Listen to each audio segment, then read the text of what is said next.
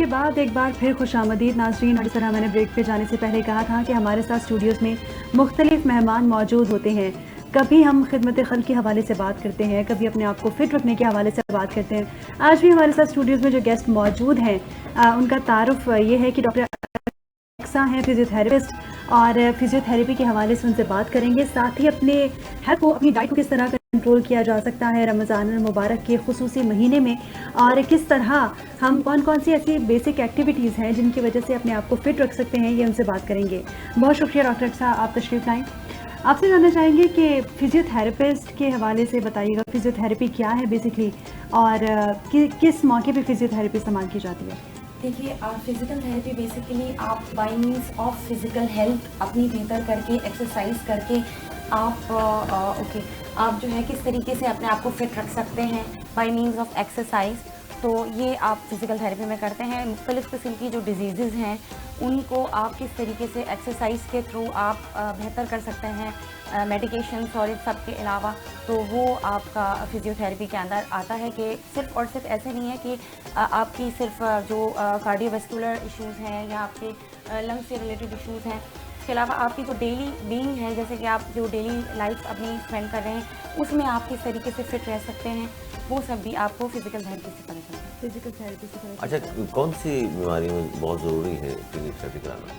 देखिए, मेन तो बेसिकली ऐसे कंडीशंस जैसे कि फॉर एग्जांपल स्पाइंस के इश्यूज़ हैं, ठीक है, जैसे कि फॉर एग्जांपल आपका फ्रैक्चर वगैरह हो गया है, उसके बाद की रिहैब होती है। स्पेसिफिक टाइम तक आपका जो है वो हैंड बिल्कुल जो है वो इमोबिलाइज हो जाता है, ठीक है। उसके बाद आपके मसल्स भी एक हद तक डिजेनरेट होना शुरू हो जाते हैं, वीक हो जाते हैं।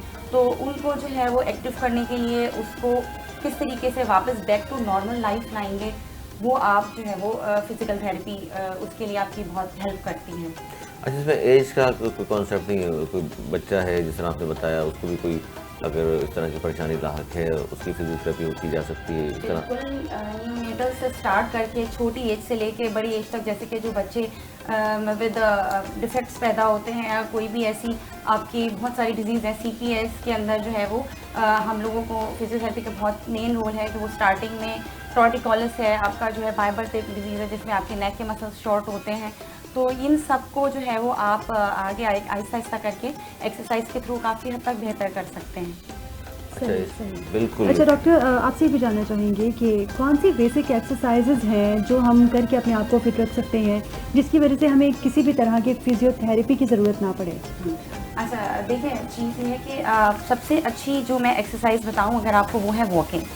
बेस्ट एक्सरसाइज है वॉकिंग, ठीक है। अगर आप नॉर्मल अपने आप को जो डेली लिविंग है उसके अंदर एक्टिव रखेंगे, यानी कि वॉकिंग है, छोटी एरोबिक्स हैं, ठीक है ना, जिनके अंदर आपकी जैसे कि कार्डियक एक्सरसाइजेज आ गई हैं जिनमें आपकी हार्ट की एक्टिविटी होती है।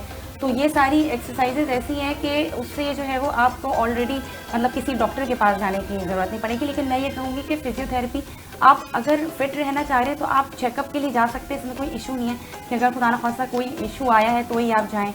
आप ऐसे भी जा सकते हैं कि देखिए हमें फिट रहना है, या हम लोग लेथार्जिक फील कर रहे हैं, या मसल में वीकनेस है, हम थोड़ा भी काम करते हैं तो थक जाते हैं।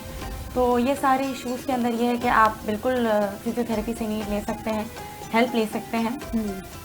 सही। अच्छा, डाइट के हवाले से अगर बात करें, क्योंकि आप डॉक्टर हैं, फिजियोथेरेपिस्ट के साथ साथ आप बेसिक चीज़ें भी मेडिकल के हवाले से जानती हैं। डाइट अपनी कितनी ज़रूरी है, डाइट पे फोकस रखना, और डाइट क्या होनी चाहिए, अपनी ज़िंदगी से कौन सी चीज़ों को निकाल देना चाहिए और कौन सी चीज़ों को शामिल कर लेना चाहिए ज़िंदगी में? देखिए, डाइट तो सबसे इम्पॉर्टेंट है, ठीक है। पहले 5 रूल्स मैं आपको बताती हूँ। देखिए, आपने पहले तो स्टे हाइड्रेटेड, ठीक है।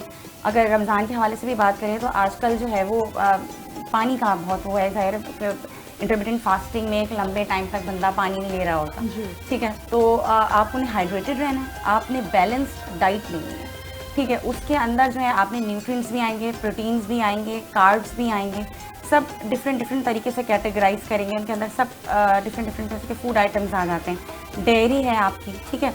इसी तरीके से स्लीप बहुत इंपॉर्टेंट है जी। स्लीप इसलिए इम्पॉर्टेंट है क्योंकि स्लीप बेसिकली हमारा रिकवरी पीरियड होता है। हमारी बॉडी जो है वो मुख्तलिफ जो पूरा डे गुजार के आती है, उसके बाद हम स्लीप में रिकवर कर रहे होते हैं। तो स्लीप बहुत इंपॉर्टेंट है, ठीक है। नींद कितने घंटे की ज़रूरी है? जी, देखिए, नींद जो है वो अगर WHO की उसके थ्रू हम देखें तो मेन को 6 आवर्स की मिनिमम चाहिए और फीमेल्स को 6 to 8 आवर्स। 6 to 8 और अच्छा जी, गुफ्तगू जारी है। डॉक्टर साहब हमारे साथ दोस्तों मौजूद रहेंगी। एक छोटा सा ब्रेक ले लें, ब्रेक के बाद फिर हाजिर होते हैं। कहीं बच जाइएगा, देखते रहिए सुकून रमज़ान ट्रांसमिशन।